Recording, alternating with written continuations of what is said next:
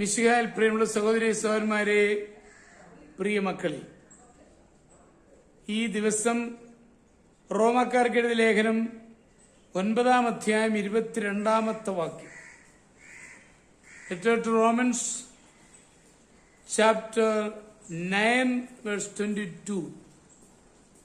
അവിടെ നമ്മളിങ്ങനെയാണ് കാണുക: ദൈവം തന്റെ ക്രോധം വെളിവാക്കാനും ശക്തി അറിയിക്കാനും ആഗ്രഹിച്ചുകൊണ്ട് നശിപ്പിക്കപ്പെടാൻ വേണ്ടി നിർമ്മിച്ച ക്രോധപാത്രങ്ങളോട് വലിയ ക്ഷമ കാണിച്ചെങ്കിൽ അതിലെന്ത്? അനീതിക്ക് തക്ക പ്രതിഫലം ഉടനടി കിട്ടാത്ത എന്ത് എന്ന ചോദ്യം നമ്മുടെ മനസ്സിൽ എപ്പോഴെങ്കിലും വന്നിട്ടുണ്ടായിരിക്കാം. നമ്മെ ഉപദ്രവിച്ച് ശിക്ഷ കിട്ടാതിരുന്ന എന്ത് എന്ന ചോദ്യം മനസ്സിൽ വന്നേക്കാം. അപ്പോഴപ്പോൾ തക്ക ശിക്ഷ കിട്ടുമെങ്കിൽ അധർമ്മ പ്രവൃത്തിക്ക് മനുഷ്യൻ മുതിരുകയില്ലായിരുന്നു. ദൈവം അനീതിക്ക് തക്ക ശിക്ഷ കൊടുക്കാത്ത എന്ത്? ഇരുളിന്റെ മറവിൽ നിന്ന് അക്രമം പ്രവർത്തിക്കുന്നവനെ പാമ്പ് കടിക്കുമെങ്കിൽ മദ്യപാനിക്ക് ഉടൻ രോഗബാധ ഉണ്ടാകുമായിരുന്നെങ്കിൽ അവരതിന് മുതിരുമായിരുന്നില്ലല്ലോ.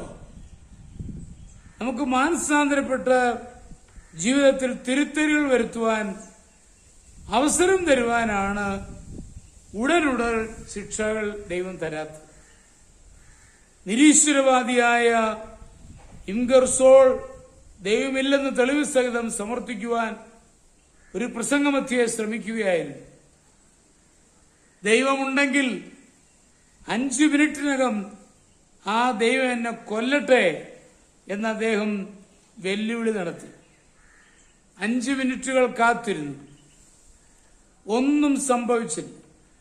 കേട്ടുകൊണ്ടിരുന്ന ഒരു യുവാവ് അരികത്തിരുന്ന ഒരു വൃദ്ധയോട് ദൈവമില്ലെന്ന് വ്യക്തമായി തെളിഞ്ഞിരിക്കുന്നു എന്ന് പറഞ്ഞപ്പോൾ അവർ മറുപടിയായി പറഞ്ഞു, ഇല്ല, ദൈവത്തിന്റെ ദീർഘക്ഷമ എത്ര വലുതെന്ന് വ്യക്തമായി എന്ന് പറഞ്ഞു.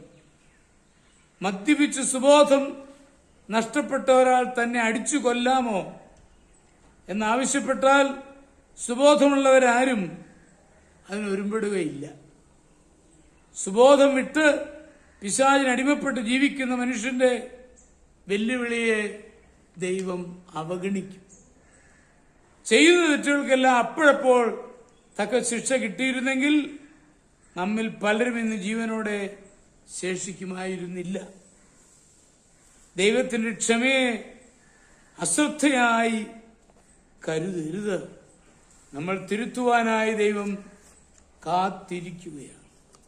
നമ്മുടെ കർത്താവ് യേശു മിശിഹായുടെ കൃപയും പിതാവായ ദൈവത്തിന്റെ സ്നേഹവും പരിശുദ്ധാത്മാവിന്റെ സഹവാസവും നിങ്ങളോടുകൂടി ഉണ്ടായിരിക്കട്ടെ, എപ്പോഴും എപ്പോഴും എന്നേക്കും. ആമേൻ.